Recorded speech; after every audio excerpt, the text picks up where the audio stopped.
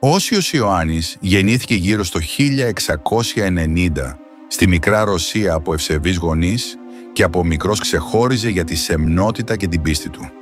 Όταν ανδρώθηκε, κατατάχθηκε στο στρατό του Τσάρου Μεγάλου Πέτρου και πολέμησε κατά των Οθωμανών. Στη μάχη εχμαλωτίστηκε και οδηγήθηκε σκλάβος στην Καπαδοκία, στην πόλη Προκόπιο, όπου τον αγόρασε ένας Τούρκος αγάς. Ο αγάς τον πίεζε να αλλαξοπιστήσει, αλλά ο Ιωάννης με σθένος και ταπείνωση παρέμεινε αμετακίνητος στην ορθόδοξη πίστη του. Ως τιμωρία τον έβαλε να κοιμάται στον στάβλο μαζί με τα ζώα. Εκεί όμως, μέσα στην απλότητα και την ταπείνωση, ο Ιωάννης προσευχόταν αδιάκοπα, νηστεύοντας και κοινωνώντας μυστικά κάθε Σάββατο στο ναό του Αγίου Γεωργίου. Και αντί να γογγίζει για τη φτώχεια του και τις κακουχίες, ευχαριστούσε τον Θεό καθημερινά, διότι αξιώθηκε να έχει για κλίνη τη φάτνη, όπως και ο Χριστός μας γεννήθηκε και ανακλήθηκε σε μια φάτνη στη Βιθλεέμ.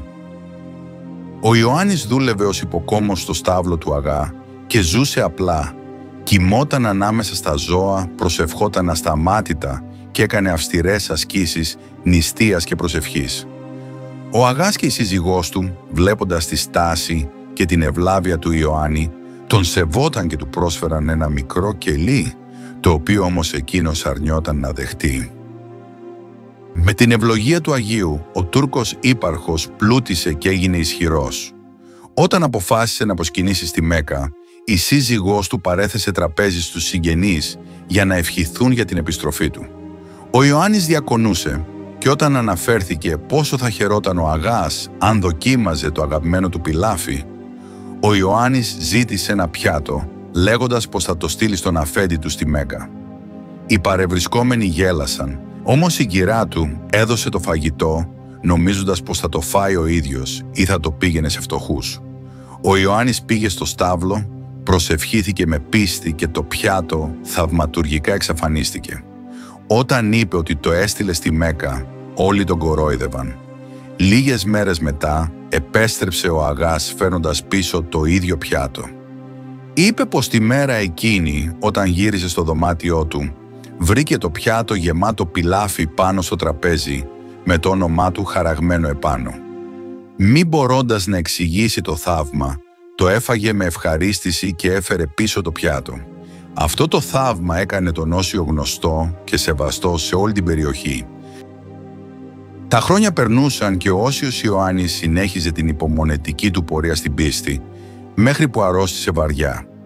Νιώθοντας τον θάνατο κοντά, ζήτησε να κοινωνήσει.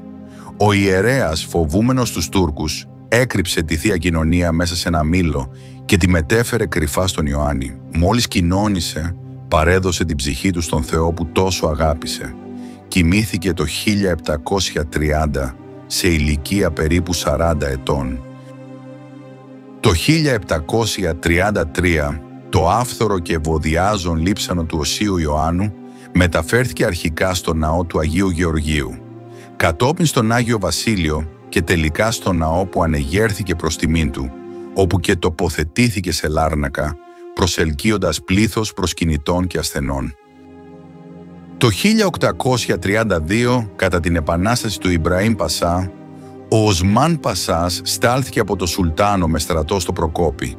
Οι μουσουλμάνοι του χωριού, εχθρικοί προς το Σουλτάνο, αρνήθηκαν να τον δεχθούν, παρά τις εκκλήσεις των χριστιανών. Όταν ο Οσμάν Πασάς μπήκε στο Προκόπι, το λαιλάτισε. Οι στρατιώτες άνοιξαν τη λάρνακα του Οσίου και μην βρίσκοντας πολύτιμα, έριξαν το λειψανό του στη φωτιά. Το ιερό σώμα όμως έμεινε άφλεκτο και φάνηκε να ζωντανεύει, διώχνοντας έντρομους τους βλάσφημους. Την επόμενη μέρα χριστιανοί το επανέφεραν με σεβασμό στη Λάρνακα. Το 1924 το ιερό λείψανο του Οσίου Ιωάννου του Ρώσου μεταφέρθηκε μαζί με τους πρόσφυγες της Μικράς Ασίας στην Εύβοια με το πλοίο Βασίλειος Δεστούνης. Παρέμεινε στη Χαλκίδα για ένα χρόνο και το 1925 έφτασε στο σημερινό Νέο Προκόπιο Ευβοίας. Κατά την προσευχή μας σε Αυτόν και όταν Τον επικαλούμαστε, είναι καλό να Του απαγγέλουμε το απολυτίκιον Του που ακολουθεί. Εκ γης ο καλέσασε προς ουρανίους μονάς, Τηρεί και μετά θάνατον αδιαλόβητον το σκηνό σου, Όσιε. Σιγάρεν τη Ασία ως εχμάλωτος ήχθης, ένθα και οκιώθης το Χριστό, Ιωάννη. Αυτόν ου νικέτευε, σωθήνε τας ψυχάς ημών,